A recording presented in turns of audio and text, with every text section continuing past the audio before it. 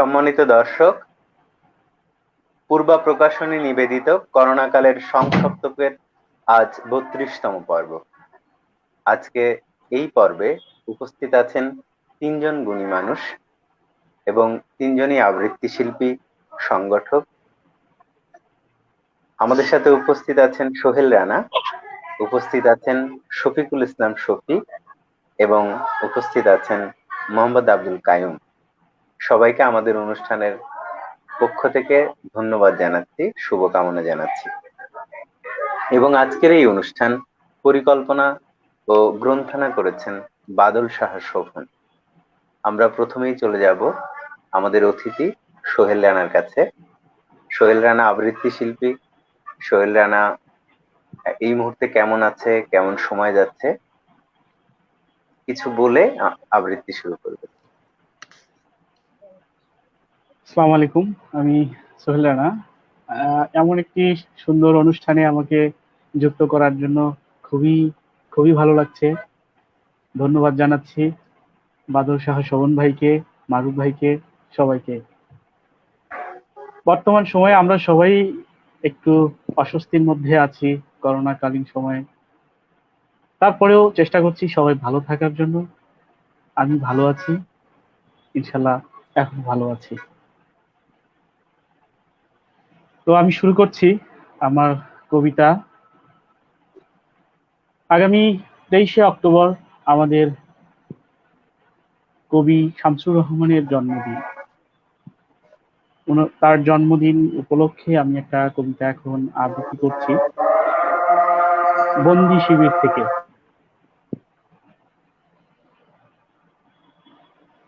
ঈর্ষাতুর নই, তবু আমি তোমাদের বড় ঈর্ষা করি। তোমরা সুন্দর জামা পরো, পার্কের বেঞ্চিতে বসে আলাপ জমাও, কখনো সেজন্যে নয়। ভালো খাও দাও, ফুর্তি করো সবান্ধব, সেজন্যেও নয়। বন্ধুরা, তোমরা যারা কবি, স্বাধীন দেশের কবি, তোমাদের সৌভাগ্যে আমি বড় ঈর্ষান্বিত আজ। যখন যা খুশি মনের মতো শব্দ কি সহজে করো ব্যবহার তোমরা সবাই।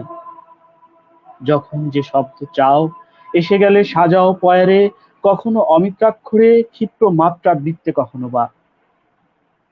সেসব কবিতা বলি রাজহাঁস দৃপ্ত ভঙ্গিমায় মানুষের অত্যন্ত নিকটে যায়, কুড়ায় আদর। অথচ এদেশে আমি আজ দম বন্ধ এই বন্দি শিবিরে মাথা খুঁড়ে মরলেও পারি না করতে উচ্চারণ মনের মতন শব্দ কোনো। মনের মতো সব কবিতা লেখার অধিকার ওরা করেছে হরণ।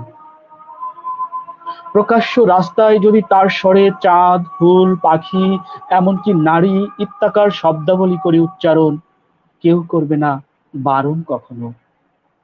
কিন্তু কিছু শব্দকে করেছে বেআইনি ওরা ভয়ানক বিস্ফোরক ভেবে।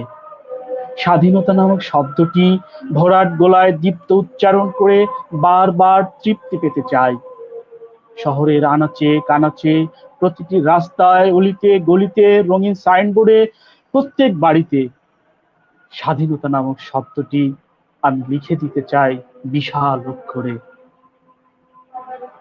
স্বাধীনতা শব্দ এত প্রিয় যে আমার, কখনো জানিনি আগে।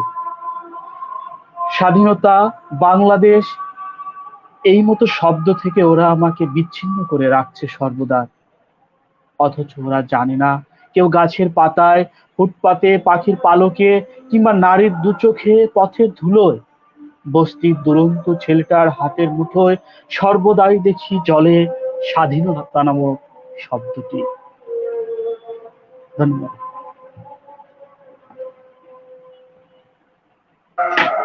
বাহ, অসাধারণ আবৃত্তির মধ্য দিয়ে আজকে আমাদের অনুষ্ঠান শুরু হলো। আমরা এই অনুষ্ঠানের মাধ্যমে শ্রদ্ধা জানাই কবি শামসুর রহমানকে, এবং সেই সাথে সাথে বলতে চাই স্বাধীনতা আমাদের অহংকার। স্বাধীনতার যুদ্ধ হয়েছে, এই দেশ মুক্ত হয়েছে, হানাদার মুক্ত হয়েছে, আমরা স্বাধীনতা পেয়েছি, আমরা নতুন সূর্য পেয়েছি, নতুন দেশ পেয়েছি। এবং এই দেশ পুনর্গঠন করা বা এই দেশকে এগিয়ে নিয়ে যাওয়া সবসময় আমাদের দায়িত্ব। আমরা আমাদের দায়িত্বটুকু সবাই যথার্থভাবে পালন করে যাব। সম্মানিত দর্শক, আমাদের সাথে উপস্থিত আছেন কবি শফিকুল ইসলাম শফিক। আমরা তার কাছে চলে যাব। তিনি এই মুহূর্তে কেমন আছেন সেই সাথে সাথে একটি আবৃত্তি শুনি। ধন্যবাদ মারুফ ভাই। আসলে এই মুহূর্তে বলা যায় ভালো আছি, তবে আমরা দীর্ঘদিন যাবৎ যে মহামারীর সাথে আমরা যুদ্ধ করছি, সেটা হলো সারা বিশ্বেই যুদ্ধ করছে, সেটা হলো করোনা। এই করোনা আমাদের বাংলাদেশ সহ সারা পৃথিবীর মানুষকে ভোগাচ্ছে, একে একে কেড়ে নিচ্ছে অসংখ্য মানুষ। সেই যন্ত্রণা থেকে আমরা কবে একেবারে পরিত্রাণ পাবো সেটা এখনো আমরা কেউ জানি না। তবে আশা করছি যাতে এই মহামারী থেকে আমরা সকলেই খুব তাড়াতাড়ি একটা সুস্থ স্বাভাবিক জীবনে ফিরে আসি। আর এই মুহূর্তে বলতে গেলে মোটামুটি ভালো আছি। আর সবাই কে ভালো থাকবেন এটাই প্রত্যাশা রেখে আমি শুরু করছি কবি শামসুর রহমানের একটি কবিতা, যেটি লেখা হয়েছিল 90-এর দশকে। ওনার রাজনৈতিক পরিস্থিতির একটা কারণে, তখন তো একটা উত্তপ্ত রাজনৈতিক পরিস্থিতি ছিল, সেই উপলক্ষে একটি কবিতা লেখা হয়েছিল। কবিতাটির নাম এই যে শুনুন। এই যে শুনুন, আপনি যখন ঝকমকে চামচে স্যুপ খান, চমৎকার, তখন আপনার সাফসুতরো হাতে ধবধবে শার্টের আস্তিনে এতটুকু রক্ত চিহ্ন চোখে পড়ে না কারো। আপনি যখন হাসির জুই যত্রতত্র ঝরিয়ে দেন, কে বলবে আপনি আতশ মেজাজ? গোস্তাকি মাফ করবেন, হুজুর নামদার আপনাকে জালিম বলবে, এমন বেহুদা তালিম কেউ পায়নি এ তল্লাটে। স্বদেশের জন্য আপনার দরদের কমতি নেই। প্রিয় দেশবাসীর প্রতি হে গরিব পরোয়ার, আপনি হর হামেশা বেইন্তেহা মেহেরবান। এবং নাদান আমরা তাজ্জব হয়ে দেখি, হে সাহেবে কামাল, ঝাড়ফুঁকে দূরে, বহু দূরে হটিয়ে দিতে চান পুরা দেশের আলাই বালাই। অসাধারণ, অসাধারণ আর ভয়ঙ্কর শক্তিমান আপনি। ঝড় ক্ষুব্ধ সমুদ্রের মতো কিংবা সুন্দরবনের রয়্যাল বেঙ্গল টাইগারের মতো আপনার শক্তি গর্জে ওঠে যখন তখন। হলপ করে বলতে পারি, সারা দেশ অন্ধকার করে দেয়া আপনার শক্তির মেঘ গর্জে ওঠে যখন তখন। ইচ্ছে হলেই আপনি যে কোনো বই, পুস্তিকা অথবা ইস্তেহার নিষিদ্ধ ঘোষণা করতে পারেন। পারেন যে কোনো মানুষকে পাঠাতে তয়খানায়। আর আপনার খেয়ালের রং বেরঙের ঘোড়াগুলোর গা মালিশ করার জন্য করজোড় এক পায়ে দাঁড়িয়ে থাকে নানা সহিস। চোখের পলক না পড়তেই আপনার যে কোনো হুকুম তামিল হয়ে যায়। কিন্তু হে লৌহ মানব, আপনি খেয়াল খুশির খেয়া ভাসালেই নিষিদ্ধ ঘোষিত হবে না সূর্যোদয় কিংবা পূর্ণিমা, প্রেমিক প্রেমিকার চুম্বন। আপনি প্রাণ ভরে গার্ড অব অনার নিতে পারেন, আর একজন কবিকে দাঁড় করিয়ে দিতে পারেন ফায়ারিং স্কোয়াডের সামনে, বন্যুৎসব করতে পারেন তার গ্রন্থরাজি দিয়ে। পারেন, আপনি পারেন। তবু তার কবিতা বলি বন্দুকের ধমককে উপেক্ষা করে ঈগলের মতো উঠতে থাকবে, উঠতে থাকবে, উঠতে থাকবে। ধন্যবাদ। বাহ, অসাধারণ অসাধারণ আবৃত্তি। সম্মানিত দর্শক, আমাদের সাথে রয়েছেন আজকে আমাদের প্রিয় আবৃত্তি শিল্পী ও একজন সংগঠক, সেই সাথে সাথে নাট্যশিল্পীও বটে, মোহাম্মদ আব্দুল কাইয়ুম। মোহাম্মদ আব্দুল কাইয়ুম আমাদের সাথে আছেন। কাইয়ুম ভাই, এই মুহূর্তে আপনি কেমন আছেন? এবং সেই সাথে সাথে আপনার একটি আবৃত্তি শুনতে চাই। ভালো আছি। আর করোনা কালে সবাই যেরকম থাকে, একটু ভয়ে, একটু সরে টরে, সেইভাবেই আছি। তা আজকের এই করোনা কালের সংসপ্ত পর্ব 32-এ আমাকে আমন্ত্রণ জানানোর জন্য আপনাদের ধন্যবাদ। আমি রবীন্দ্রনাথ ঠাকুর দিয়েই শুরু করতে চাচ্ছি। প্রথমে আবৃত্তি করব আগমন, রবীন্দ্রনাথ ঠাকুর। তখন রাত্রি আঁধার হলো, সাঙ্গ হলো কাজ, আমরা মনে ভেবেছিলেম আসবে না কেউ আজ। মোদের গ্রামে দুয়ার যত রুদ্ধ হলো রাতের মতো। দু একজনে বলেছিল আসবে মহারাজ, আমরা হেসে বলেছিলেম আসবে না কেউ আজ। দ্বারে যেন আঘাত হলো, শুনেছিলেম সবে, আমরা তখন বলেছিলেম বাতাস বুঝি হবে। নিবিয়ে প্রদীপ ঘরে ঘরে শুয়েছিলেম আলস ভরে। দুই একজনে বলেছিল দুধ এলো বা তবে, আমরা হেসে বলেছিলেম বাতাস বুঝি হবে। নিশীথ রাতে শোনা গেল কিসের যেন ধ্বনি, ঘুমের ঘোরে ভেবেছিলেম মেঘের গরজনি। ক্ষণে ক্ষণে চেতন করি কাঁপলো ধরা থরহরি, দুই একজনে বলেছিল চাকার ঝনঝনি। ঘুমের ঘোরে কহি মোরা মেঘের গরজনি। তখনও রাত আঁধার আছে, বেজে উঠল ভেরি, কে ফুকারে জাগো সবাই আর করো না দেরি। বক্ষ পরে দুহাত চেপে আমরা ভয়ে উঠি কেঁপে। দুই একজনে কহে কানে রাজার ধ্বজা হেরি, আমরা জেগে উঠে বলি আর তবে নয় দেরি। কোথায় আলো, কোথায় মাল্য, কোথায় আয়োজন, রাজা আমার দেশে এলো, কোথায় সিংহাসন। হায় রে ভাগ্য, হায় রে লজ্জা, কোথায় সভা, কোথায় সজ্জা। তুই একজনে কহে কানে রিক্ত করে শূন্য ঘরে কর অভ্যর্থন।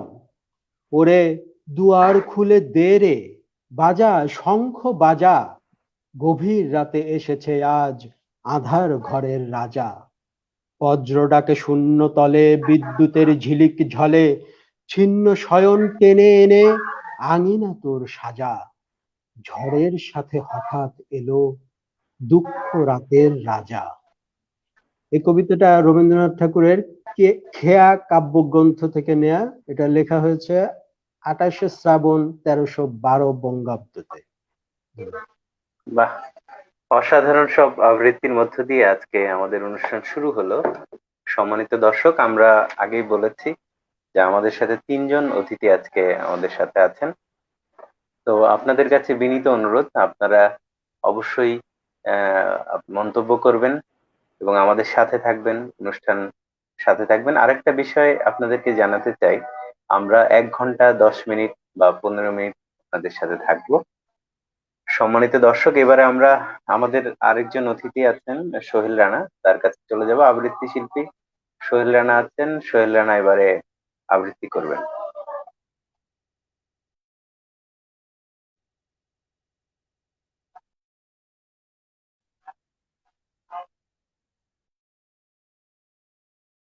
শুনতে পাচ্ছি না, আমরা শুনতে পাচ্ছি না, মাইকটা। মাইক আনমিউট করতে।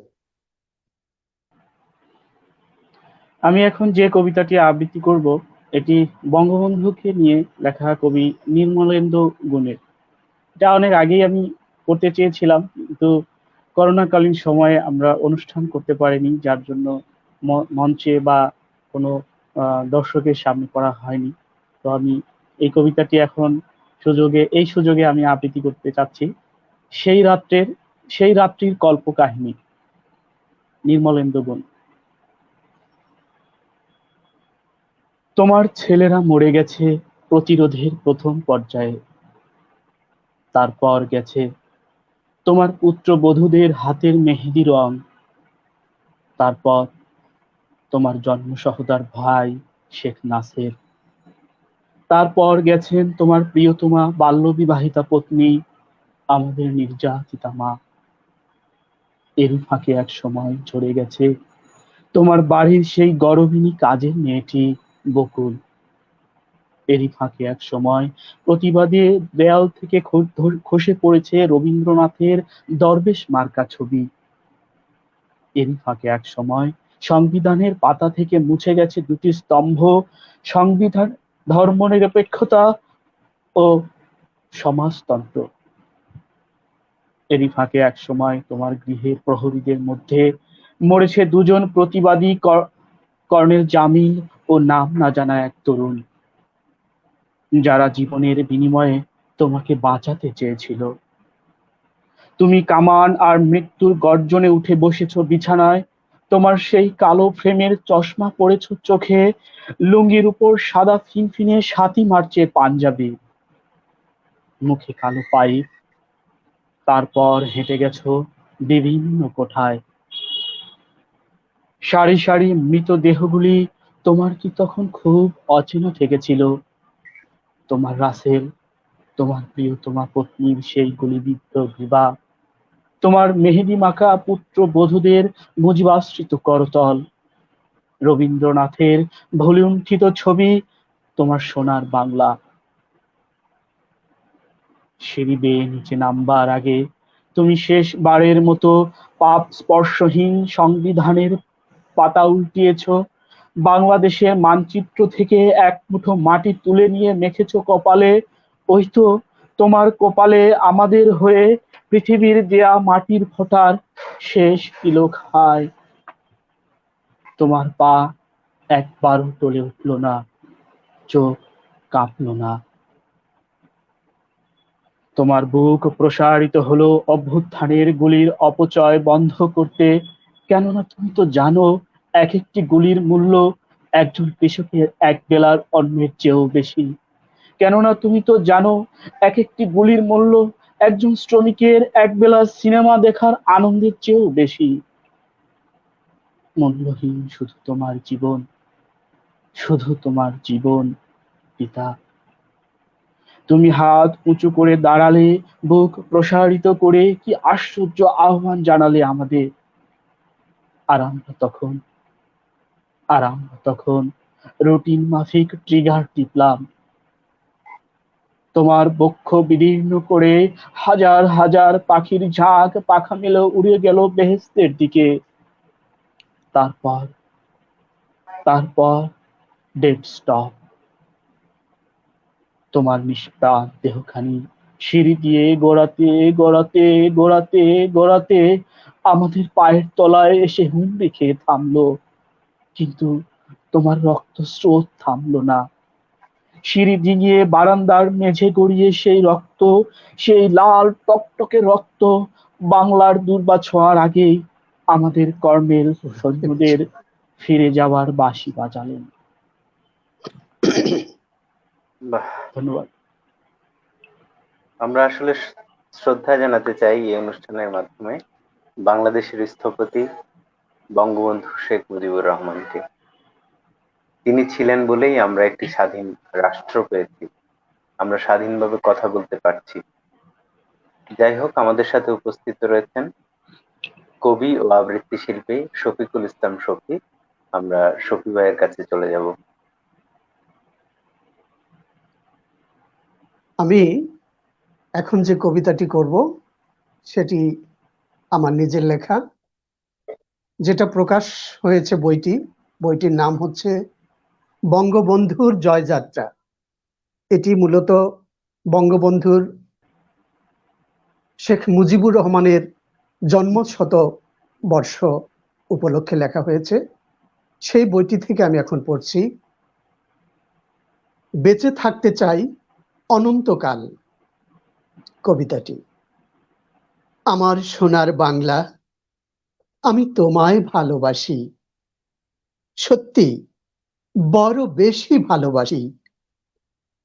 ভালোবাসি এ দেশ, এদেশের মাটি এবং এদেশের মানুষকে সত্যি সত্যি বড় বেশি ভালোবাসি।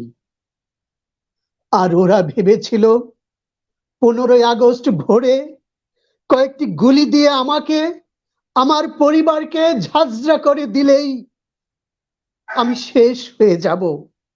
কিন্তু না, ওরা আমাকে, আমার পরিবারকে, আমার দেহটাকে ঝাঁঝরা করে দিলেও আমার অস্তিত্বকে শেষ করতে পারেনি।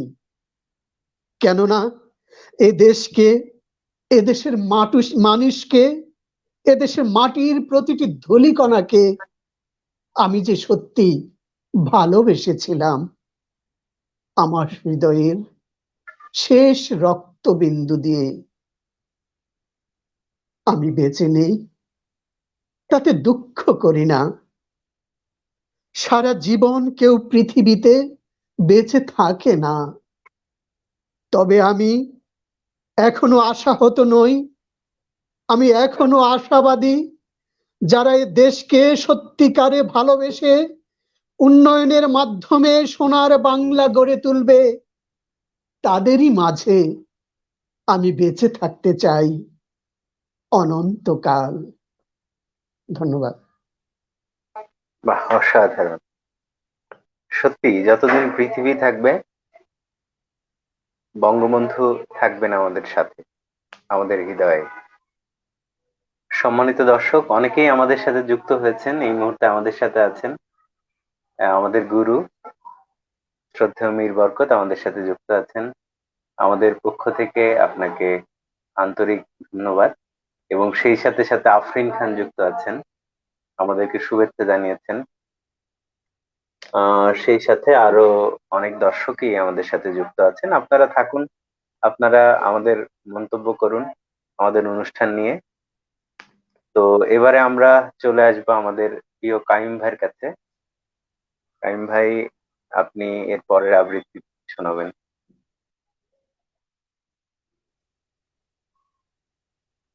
কাইম ভাই, আপনার মাইকটা বন্ধ হয়ে আছে।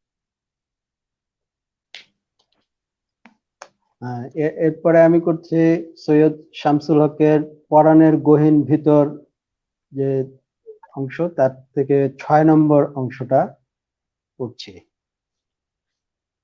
তোমার খামসির দাগ এখনো কি টকটকা লাল, এখনো জ্বলন্তার চোপড়ার পাতা লাহান। শয়তান, দেখো না করছো কি তুমি, কি সুন্দর গাল। না হয় দুপুর বেলা একবার দিছিলাম টান, না হয় উঠানে ছিল লোকজন, কামের মানুষ। চুলায় আসিল ভাত, পোলাপান পিসের বাগানে। তোমারে পরাণ দিছি তাই বইলা দেই নাই হুঁশ। আমি তো তোমারে নিতে চাই নাই ঘরের বিছানে। জানি নিজের কাছে কোনো কথা থাকে না গোপন। দিনের দুপুর বেলা যেই তুমি আসছিলা ঘরে, আখ্যা এমন হইছিল আন্ধার যেমন। আখ্যায় এমন ছায়া সোহাগের আরশের ভিতরে। আবার ডাকলে পরে কিছুতেই শিকার হমু না। বুকের পাষাণ নিয়া দিমু ডুব শীতল যমুনা। বাহ, অসাধারণ। সৈয়দ শামসুল্লাহর অনবদ্য লেখা পরাণের গহীন ভিতর, তার সেই জায়গা থেকে আমরা শুনলাম। সম্মানিত দর্শক, আপনারা ইতিমধ্যে জেনেছেন যে সারা বাংলাদেশে কিছু অনাকাঙ্ক্ষিত কিছু ঘটনা ঘটে গেছে। ধর্ষণের ঘটনা ঘটেছে, নানান রকম ঘটনা ঘটছে। তো আমার গুরু শ্রদ্ধেয় মীর বরকত, উনি একটি কবিতা লিখেছেন এই ধর্ষণের, যারা ধর্ষক তাদেরকে ইয়ে করেছেন। ধর্ষকরা যেন মানুষ না, তারা অমানুষ। যাই হোক, কবিতাটি পড়ছি। কবিতার শিরোনাম দিয়েছেন মানুষ নও তুমি। মাকে ভালোবেসেছিলে, মধুমাখা মুখখানি ভেসে ওঠে তো স্মৃতির অতলে। বোনের আদর জড়ানো হাত দুটো পড়েছিলে গলে, কন্যার স্নেহময় বাহু আঁকড়ে ধরেছে কখনো? দেশ তোমাকে দেয়নি কিছু, কোন ভাষায় কথা বলো তুমি? গান শুনে ভালো লাগে তোমার? ছবি এঁকেছো বাল্যকালে, বৃষ্টি ছুঁয়েছো, সাঁতার কেটেছো? তোমার বাবা আছে, ভাই, আনন্দের কষ্ট তোমাকে ছোঁয়? তুমি মানুষ তো, হাত আছে, পা আছে, আছে বুদ্ধি, অবিকল মানুষের মতো তুমি। তবুও তোমার হাত কাঁপে না, ঠোঁট শক্ত, চোয়ালে প্রচন্ড হিংস্রতা, তোমার নিম্নদেশে বিষাক্ত ক্ষুধা।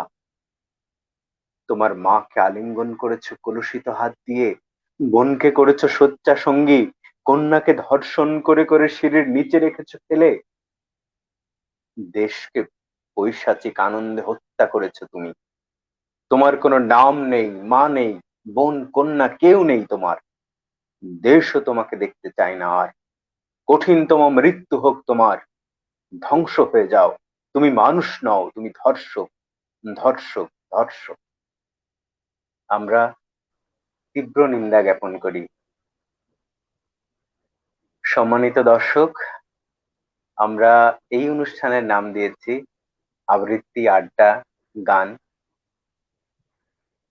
আমরা আমাদের সাথে যে তিনজন অতিথি রয়েছেন তাদের আবৃত্তি আমরা শুনেছি, এরপরেও আরো আবৃত্তি আমরা শুনবো।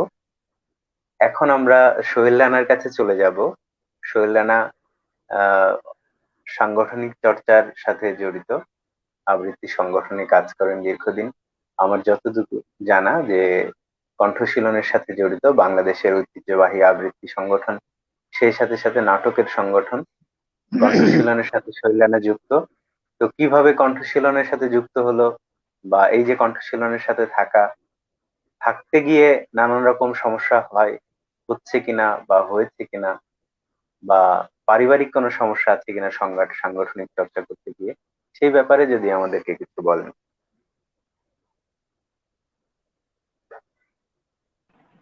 ধন্যবাদ মারুফ ভাই।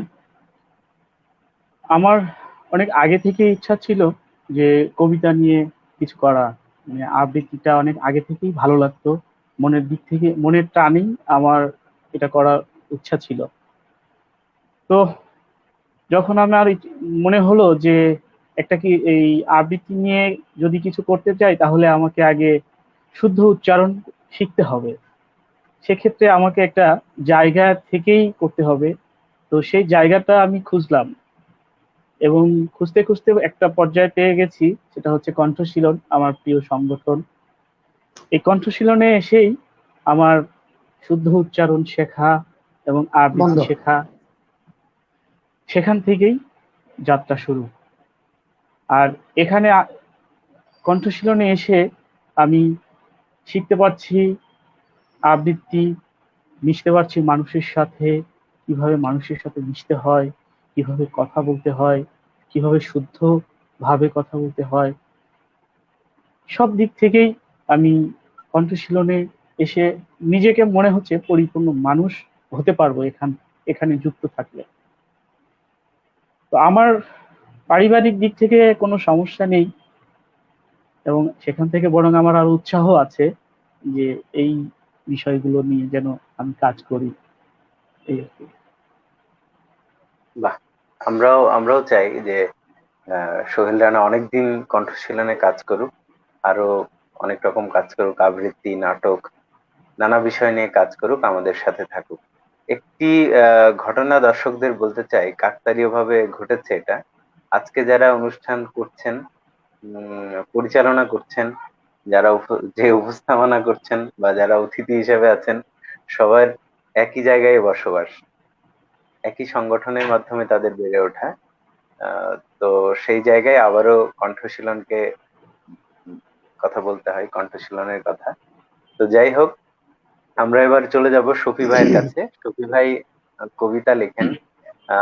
ওনার দুটি বই আছে আমরা যতদূর জেনেছি, বঙ্গবন্ধুর জয়যাত্রা এবং স্বাধীনতার স্বপ্ন। আরো কিছু বইয়ে উনি লিখেছেন, ছড়ায় ছড়ায় বাংলাদেশ, আধুনিক প্রেমের কবিতা। এই বইগুলোতে ওনারা কিছু কবিতা রয়েছে। তো এই যে কবি হয়ে ওঠা বা লেখালেখি করা, এবং আরেকটা জিনিস দর্শকদের জানাতে চাই, এই করোনা কালে খুব অসাধারণ কিছু কবিতা লিখেছেন আমাদের শফি ভাই, যেটি আমার সুযোগ হয়েছিল আবৃত্তি করার। আহ তো আমরা চলে যাই শফি ভাইয়ের কাছে, লেখালেখি নিয়ে কতটা ব্যস্ত, বা এই ব্যস্ত সময়ে বা এই সময়ে কিভাবে লেখালেখি চালিয়ে যাচ্ছেন, সে বিষয়ে আমরা একটু জানতে চাই। ধন্যবাদ মারুফ ভাই। আসলে আমার লেখালেখিটা শুরু হয়েছিল অনেক আগে। সেই আমি যখন ক্লাস 5-এ পড়ি, তখনকার সময়ে আপনার রেডিওতে একটা অনুষ্ঠান ছিল। এটা প্রতি শুক্রবার হতো। শুক্রবার কলকাকলির আসর নামে একটি অনুষ্ঠান ছিল। ওইটা আমি নিয়মিত শুনতাম। ওই অনুষ্ঠানে সারা বাংলাদেশের ছোট ছোট ছেলে মেয়েদের লেখা ওখানে পাঠ করা হতো। তা আমার হঠাৎ করে একদিন মনে হলো যে আমি তো এই অনুষ্ঠানটা শুনছি, আমিও তো কিছু লিখতে পারি। তো এই থেকে একটা চিন্তা, তারপর আমি একটা লেখা লিখে আমি রেডিওর তে পাঠিয়ে দিই। তো পাঠিয়ে দিয়েছি, সে লেখাটার নাম ছিল পুতুলের বিয়ে। এটা একটা গল্প ছিল মূলত। আসলে পাঠিয়ে দিয়েছি, কিন্তু সেটা যে প্রচার হবে এটা আসলে ওই সময় আশা ছিল, কিন্তু প্রচার যে হবে এটা ভাবিনি। তো যাই হোক, আমি পাঠিয়ে দেওয়ার পর পরের সপ্তাহে আমি শুনছি রেডিওটা। তা আমি পাশে একটা রেকর্ডার নিয়েছি, ট্যাপ রেকর্ডার সাথে ছিল, যে হঠাৎ যদি এটা প্রচার হয় তখন আমি এটা রেকর্ড করে রাখবো। আমি ছাড়া এই ঘটনাটা আমার বাড়ির কেউ জানতো না তখন মূলত। তো ওই সপ্তাহে আর প্রচার এটা হয়নি। তো এটা গেল প্রথম সপ্তাহের কথা। তারপর আপনার দ্বিতীয় সপ্তাহেও আমার ভাবলাম যে হয়তো হবে না, তবু একটু আশা যে যদি হয়, সে আশাতে আমি বসে আছি আর কি। তো হঠাৎ দেখলাম যে আপনার ঘোষণা করা হলো। ওই ঘোষণাতে বলা হলো যে এখন যে গল্পটি প্রকাশ করবে, পাঠ করছি, সেটা লিখেছে, আমার নাম বললো শফিকুল ইসলাম শফি, তারপরে আমার গ্রামের নাম, থানা এবং জেলা পুরোটাই বললো। তখন তো আমার প্রচন্ড খুশি আর কি। সে খুশি আমি ওটা রেকর্ড করে রাখলাম, ওই যে যেটা প্রচার হলো। তারপর রেকর্ড করার পর ওইটা আমি সবাইকে শুনিলাম আর কি, যে আমার দেখো আমার লেখা রেডিওতে প্রচার হয়েছে। তো সবাই তো আসলে তো প্রথমে তো বুঝতে পারেনি। তারপর যখন শুনছে যে সত্যি সত্যি আমার নাম বলছে, আমার গ্রামের নাম, আমার থানা, আমার ডিস্ট্রিক্টের নাম বলছে, সবাই তখন বুঝতে পারলো যে আসলেই তো ঘটনা সত্যি। এভাবেই মূলত আসলে শুরু লেখালেখিটা। তারপর স্কুলের পড়া অবস্থায় আপনার বিভিন্ন দেয়ালিকা, এবং আমাদের থানায় আমি যে স্কুলে পড়াশোনা করেছি ওখানে মূলত অনেকগুলো সংগঠন ছিল, সেগুলোর সাথে আমি জড়িত ছিলাম স্থানীয়ভাবে। যেমন ফুলরেণু খেলাঘর ছিল, আমাদের আরেকটা সংগঠন ছিল প্রতিবাদ বহুমুখী শিল্পী সংসদ, ওখানে আমি সদস্য ছিলাম। তারপর ধূমকেতু নামে একটা সংগঠন ছিল, সেখানেও সদস্য ছিলাম। এভাবে জড়িত। আর লেখালেখি মূলত ওখান থেকেই শুরু। তারপর স্থানীয়ভাবে বিভিন্ন পত্রপত্রিকায় আমি লিখলাম, তারপরে জাতীয় পত্রিকাতে আমার লেখা বেরিয়েছে। এভাবে মূলত শুরু হয়েছে আর কি। তো এখনো আছি। সব সময় যে লিখে চলছি তা না, তবে লিখছি যখন আমার মন চায়, যখন আমি মনে করি যে এটা আমার লেখা উচিত, সে বিষয়গুলো লিখছি। হ্যাঁ, মারুফ ভাই বললেন যেমন করোনাকালীন সময়ে আমরা সবাই যে সময় বসে আছি একটা অস্থিরতার মধ্যে, তখন হঠাৎ করে ভাবলাম যে আসলে কি করা যায়। তো মারুফ ভাই একদিন ফোন দিলেন যে কি ব্যাপার, আপনি কিছু ভাবছেন কিনা। তো তখন বললাম যে হ্যাঁ, এরকম তো ভাবছি। ভাবতে ভাবতেই দেখা গেল যে ঠিক আছে, তাহলে কি ভাবছেন। বললাম যে এরকম। বললো যে তাহলে এটা আমাকে পাঠিয়ে দেন। তা আমি পাঠিয়ে দিলাম, সেটা দেখা গেল যে মারুফ ভাই সেটা পড়লেন, এবং সেটা এরকম ভাবে অনুষ্ঠান করে পড়েছেন, এবং এটা ইউটিউবে ছেড়েছে। যেটা অনেকেই শুনে অনেকেই প্রশংসা করেছে যে না ভালো হয়েছে। তো মূলত এভাবেই ব্যস্ততায় কাটছে আর কি। হুম। ধন্যবাদ সবাইকে। আর একটা বিষয় জানতে চাই, আপনি তো আম, আবৃত্তি সংগঠন কণ্ঠশীলনের সাথে কাজ করেন, অনেকদিন ধরে আছেন, তো কিভাবে কণ্ঠশীলনের সাথে যুক্ত হলেন বা কি বা মনে করলেন যে আবৃত্তি শিখা দরকার, কেনই বা শিখা দরকার, সে বিষয়ে নিয়ে যদি একটু বলেন। আচ্ছা, এটা একটা ঘটনা আছে, সেটা হলো যে আমার একটা স্বপ্ন ছিল যে আমি সংবাদ পাঠ করব, সংবাদ পাঠক হিসেবে আমার একটা ইচ্ছা ছিল আর কি। তো সেই অনুসারে আপনার 2000 সালে আমি একটা টেলিভিশনে আপনার অডিশনে আমি গিয়েছিলাম। তো সেখানে আমি যতটুকু বুঝতে পেরেছি যে আসলে আমরা যতটুকু পারি এটা পর্যাপ্ত নয়। এটা করতে গেলে অবশ্যই আরো ভালো উচ্চারণ শিখতে হবে, অনেক কিছু বুঝতে হবে, জানতে হবে। সে ব্যাপারে তখন আমার চিন্তা হলো যে আসলে এটা কোথায় শেখা যায়।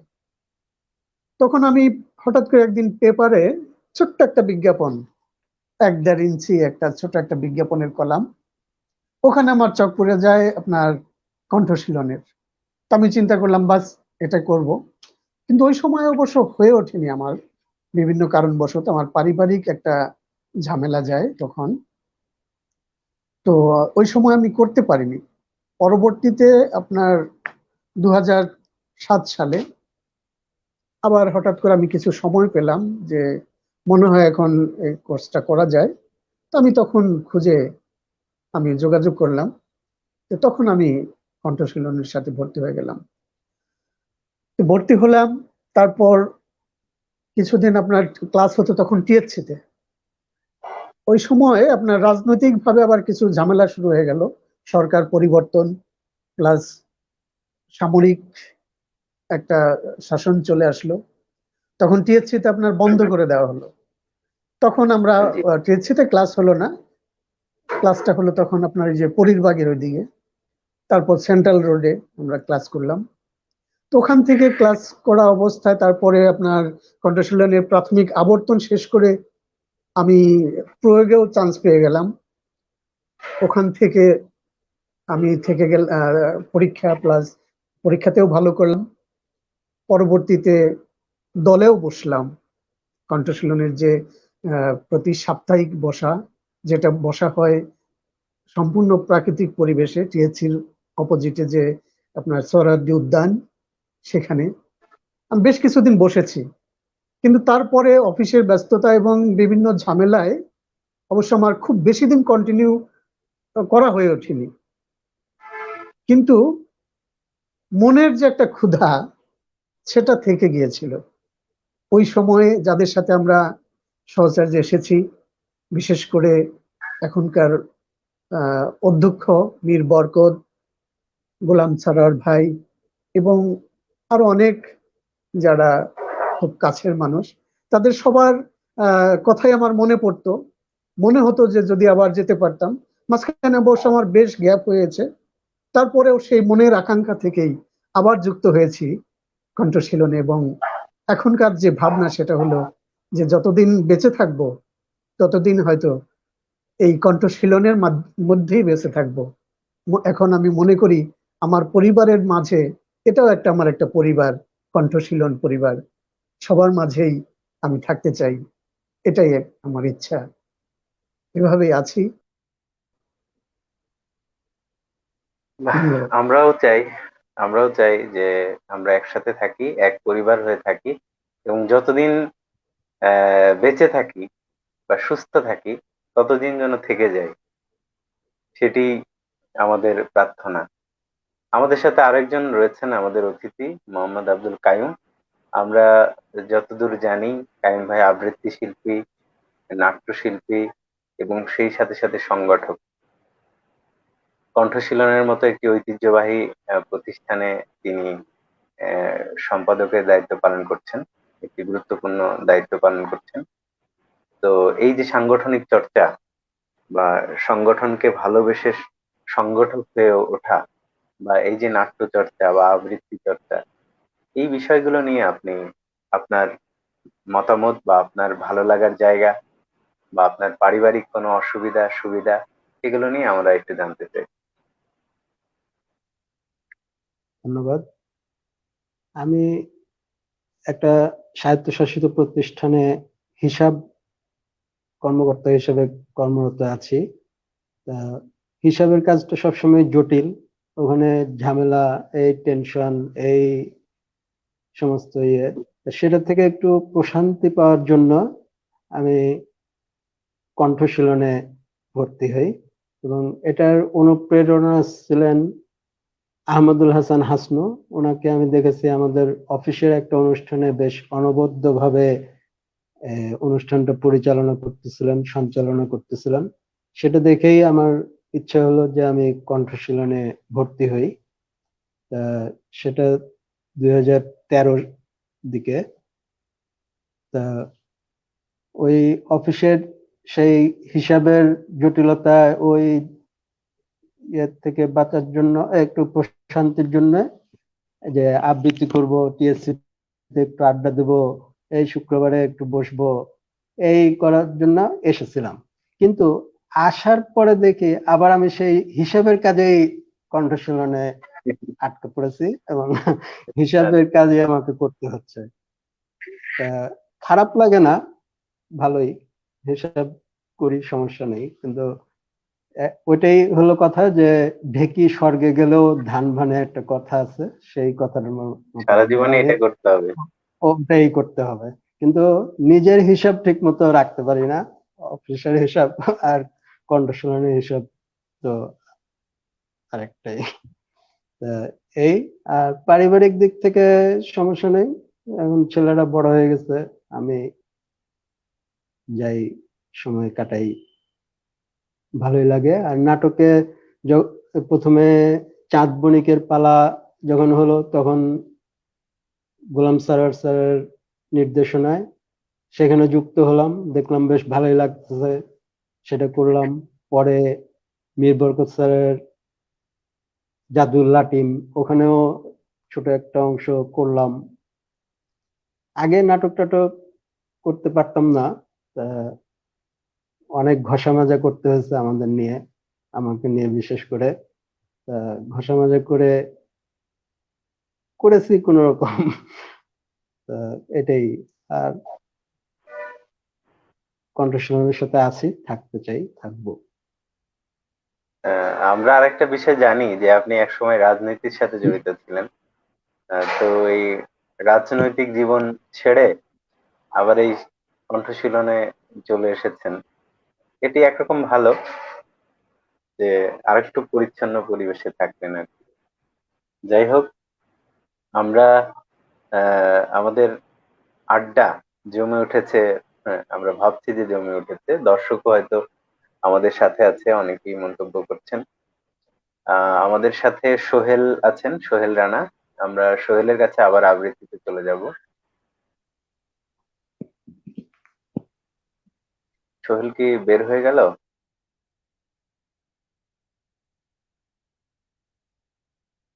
আচ্ছা, সোহেলকে আমরা হয়তো নেটওয়ার্কের কারণে হয়তো একটু বের হয়ে যেতে হচ্ছে।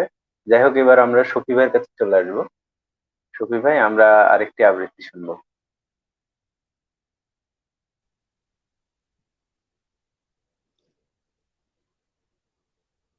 এবার আমি যে কবিতাটি পড়ব সেই কবিতাটির নাম ঘুষ, যেটি লিখেছেন সুবোধ সরকার।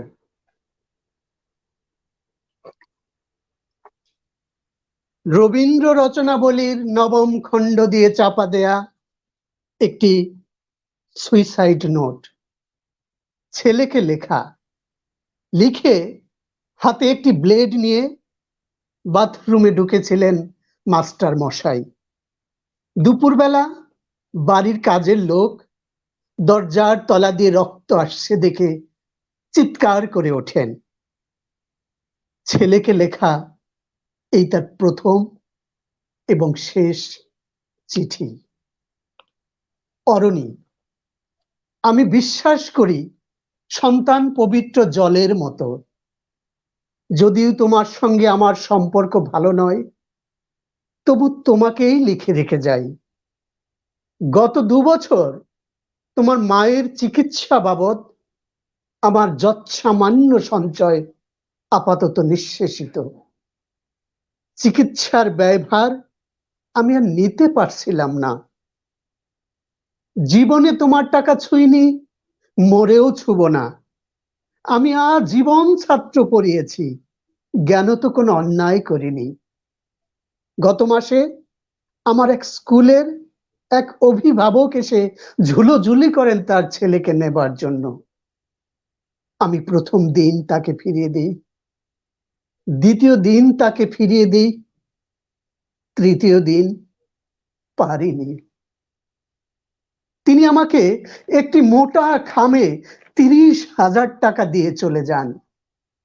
সেই টাকায় এই মাসে তোমার মায়ের চিকিৎসা চলছে। জানি না তিনি কোনো দিন বাড়ি ফিরবেন কিনা। ফিরলে বলো, এই পৃথিবীতে আমার বেঁচে থাকার অধিকার চলে গেছে। ইতি বাবা। যখন সারাটা দেশ দাঁড়িয়ে আছে ঘুষের টাকার উপর, তখন রবীন্দ্র রচনাবলী দিয়ে চাপা দেয়া একটি সুইসাইড নোট হাসপাতালের গাছের তলায় গা ছমছম করছিল। এগিয়ে গেলাম সাদা কাপড়ে ঢাকা মাস্টার মশাইয়ের দিকে। একটু বেরিয়ে থাকা পা দুটোর দিকে। ও একটু বেরিয়ে থাকা পা দুটোই যেন ভারতবর্ষের শেষ মাটি। ধন্যবাদ। বাহ, অসাধারণ অসাধারণ অসাধারণ সব আবৃত্তি চলছে। মানে আমরা খুব সমৃদ্ধ হচ্ছি কবিতাগুলো শুনে, আমাদের অন্যরকম ভালো লাগা কাজ করছে। দর্শকদের একটু বলতে চাই, আসলে আমাদের সমাজে অনেক শিল্পী রয়েছেন, নানান রকম পরিচিত মুখ রয়েছেন, কিন্তু আমরা যেটা ভেবেছি যে এর বাইরে আরো অসংখ্য মানুষ রয়েছেন, অসংখ্য শিল্পী রয়েছেন যারা আমরা ওইভাবে আসলে জানি না, কিন্তু তাদেরকে আমরা একটু সামনে আনতে চাই, তাদেরকে একটু চেনাতে চাই। এই জন্যই আসলে আবৃত্তি এবং আড্ডা। আড্ডা না হলে তার জীবন সম্পর্কে, একজন শিল্পীর জীবন সম্পর্কে আসলে জানাটা সম্ভব নয়। এই জন্যই আমরা এই আয়োজনটা করেছি। আরেকটি কথা একটু বলতে চাই, সেটি হলো আমাদের আশেপাশে অনেক শিল্পী রয়েছেন, অনেক মানুষ রয়েছেন, আমরা হয়তো ওইভাবে চিনি না। কেউ গান গাইতে পারে, আবৃত্তি করতে পারে, কিন্তু এরকম যদি কেউ থাকে আমাদের মধ্যে বা আমাদের আশেপাশে, আপনারা অবশ্যই আমাদের অনুষ্ঠান দেখে যোগাযোগ করবেন। আমরা আপনাদের অবশ্যই আমাদের অনুষ্ঠানে অতিথি করে নিয়ে আসবো, বা আমরা আপনাদের আবৃত্তি শুনবো, গান শুনবো। যাই হোক, আমরা সোহেলের কাছে চলে যাব, সোহেলের একটি আবৃত্তি শুনবো।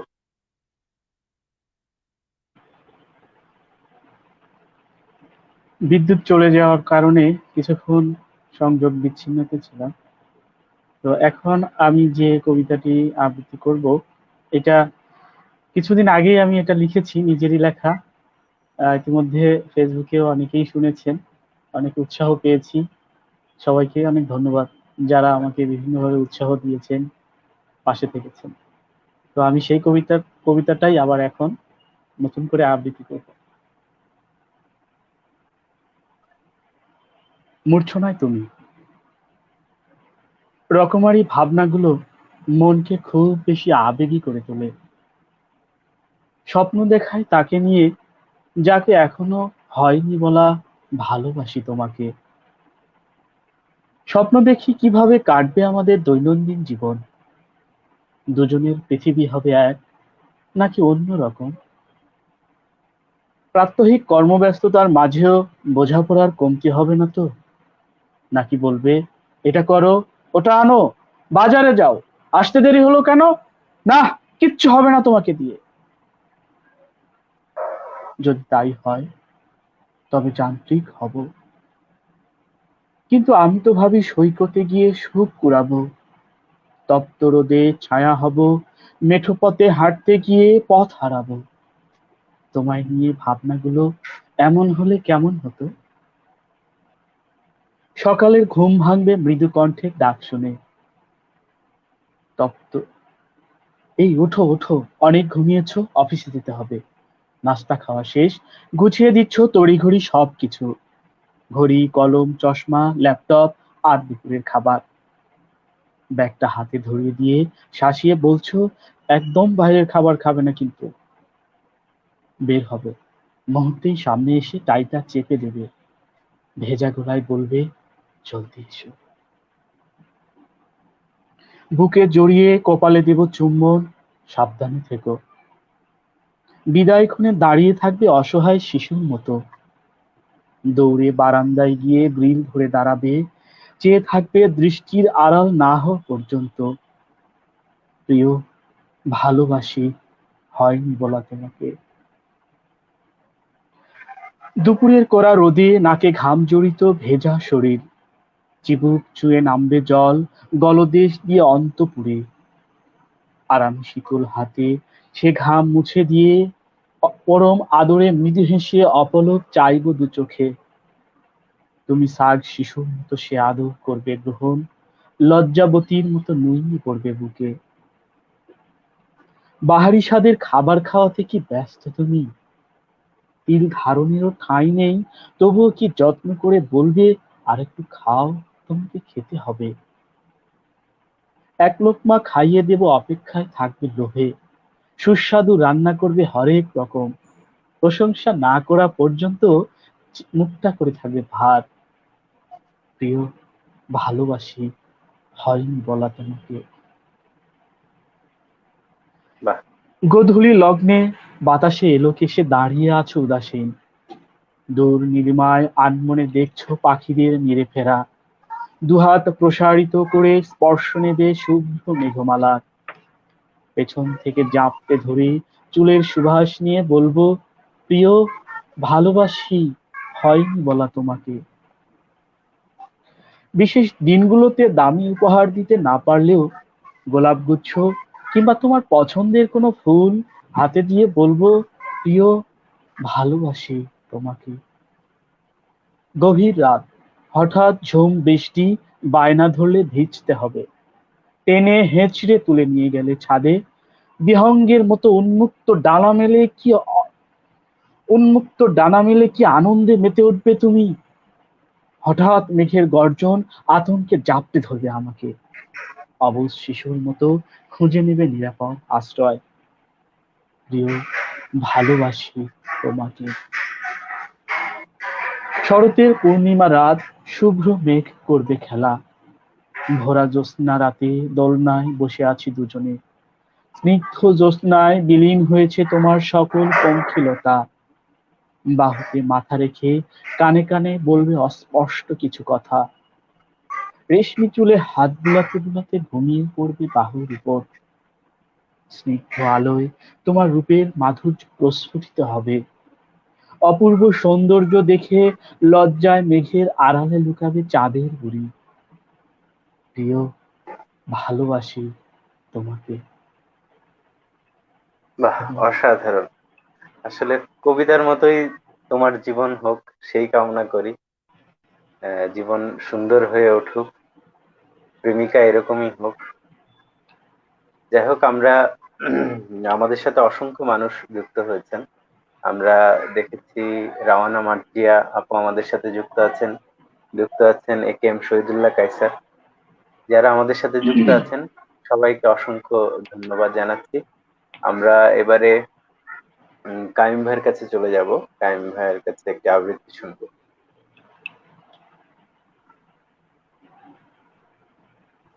আমি এবারে আবৃত্তি করছি কবি হেলাল হাফিজের যাতায়াত। হেলাল হাফিজ নেত্রকোনা জেলায় 1948 সালের 7ই অক্টোবর জন্মগ্রহণ করেন।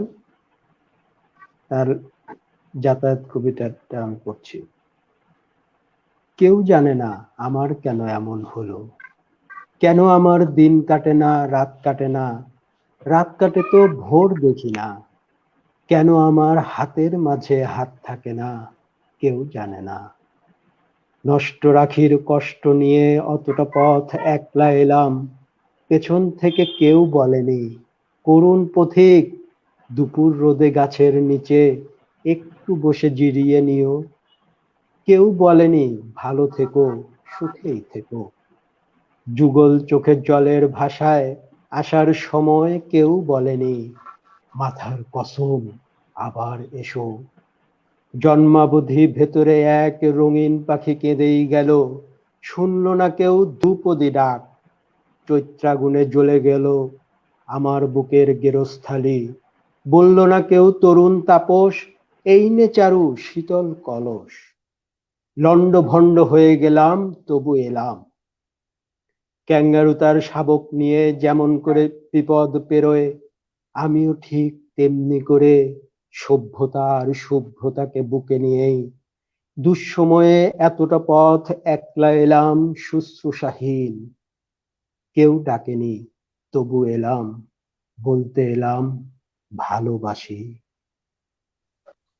বাহ, আসলে ভালোবাসাটা তো খুব অমূল্য।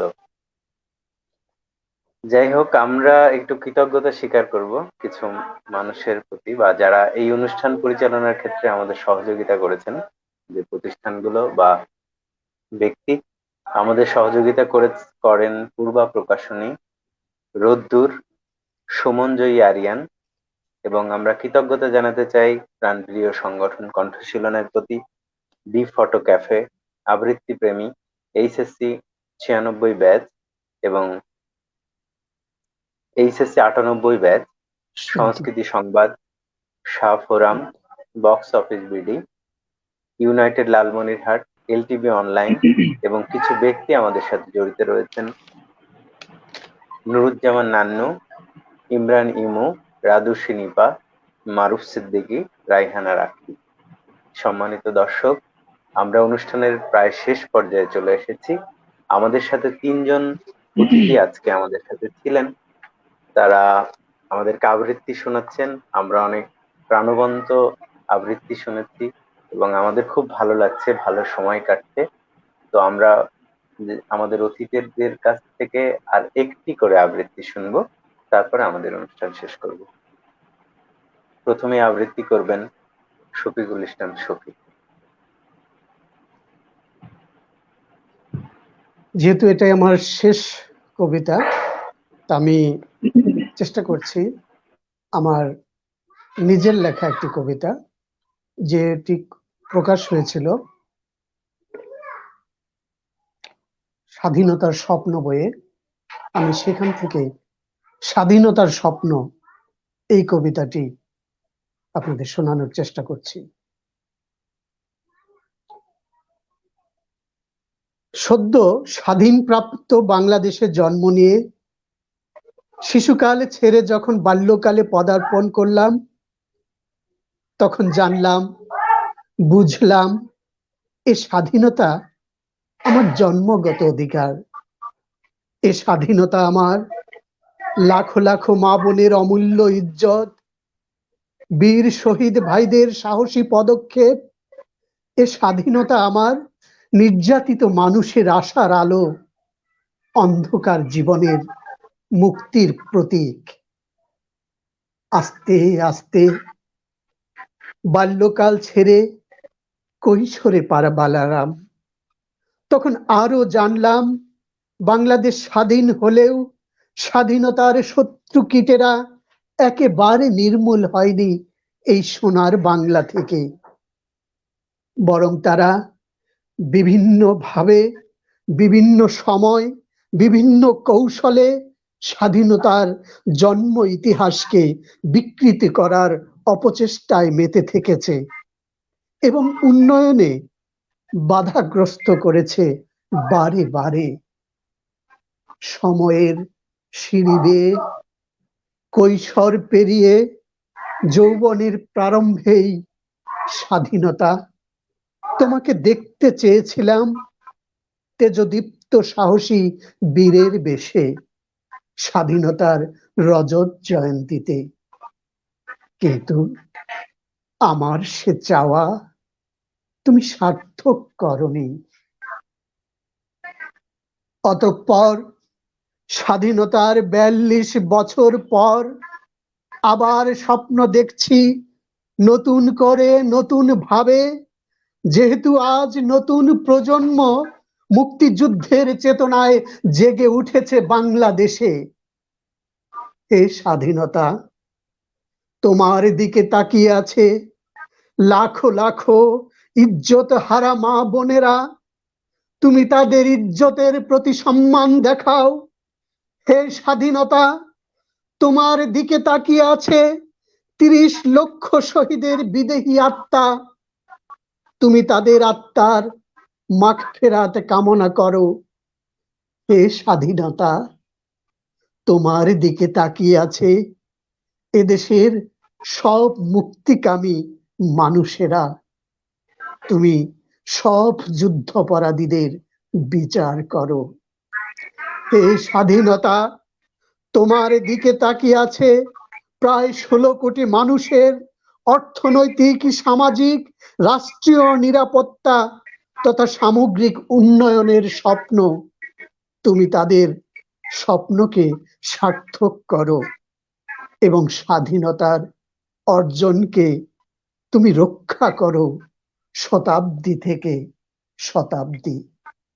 ধন্যবাদ সবাইকে। বাহ, অসাধারণ অসাধারণ।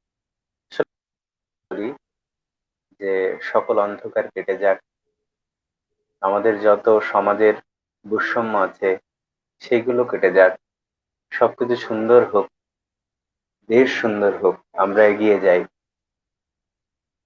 সম্মানিত দর্শক, এবারে আমরা চলে যাব আমাদের আরেকজন অতিথি সোহেল রানার কাছে তার শেষ পরিবেশনা শুনবো।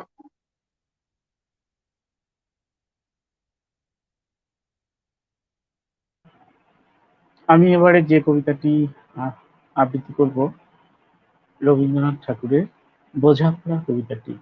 কবিতাটি আমার খুবই ভালো লাগে, আর ভালো লাগার জায়গা থেকে এটা আমার করা।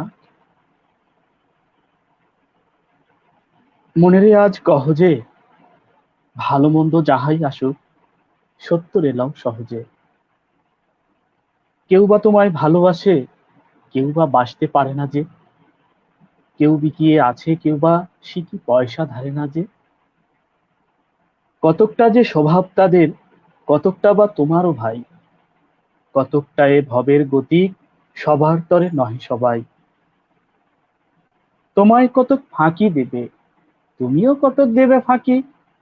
তোমার ভোগে কতক পড়বে, পরের ভোগে থাকবে বাকি। মান্ধাতাড়ি আমল থেকে চলে আসছে এমনি রকম। তোমারই কি এমন ভাগ্য, বাঁচিয়ে যাবে সকল জখম।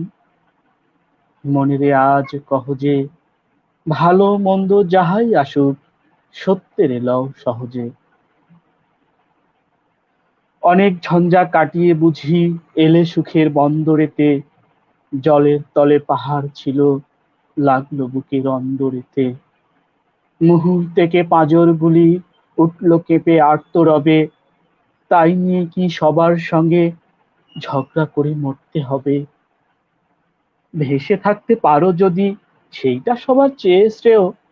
না পারো তো বিনা বাক্যে টুক করিয়া ডুবে যেও। এটা কিছু অপূর্ব নয়, ঘটনা সামান্য খুবই। সংখ্যা যেটাই করে না কেউ, সেইখানে হয় জাহাজ ডুবি। মনেরে তাই কহ যে, ভালো মন্দ যাহাই আসুক, সত্যের লও সহজে। তোমার মাপে হয়নি সবাই, তুমিও হওনি সবার মাপে। তুমি মরো কারো ঠেলায়, কেউ বা মারে তোমার চাপে। তবু ভেবে দেখতে গেলে এমনি কিসের টানাটানি। তেমন করে হাত বাড়ালে সুখ পাওয়া যায় অনেকখানি। আকাশ তবু সুনীল থাকে, মধুর ঠেকে ভোরের আলো। মরণ এলে হঠাৎ দেখি, মরার চেয়ে বাঁচাই ভালো। যাহার লাগি চক্ষু বুজে বহিয়ে দিলাম অশ্রু সাগর, তাহারে বাদ দিয়েও দেখি বিশ্বভুবন মস্ত ডাগর। মনেরে তাই কহ যে, ভালো মন্দ যাহাই আসুক, সত্যের এলাও সহজে।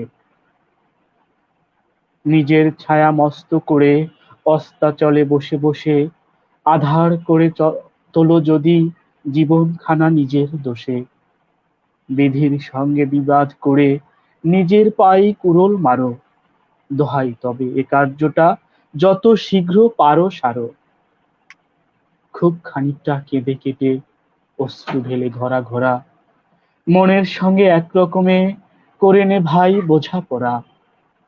তাহার পরে আধার ঘরে প্রদীপ খানি জ্বালিয়ে তোলো, ভুলে যা ভাই কাহার সঙ্গে কতটুকুন তফাৎ হলো। মনের তাই কহ যে ভালো মন্দ যাহাই আসুক, সত্যের লও সহজে।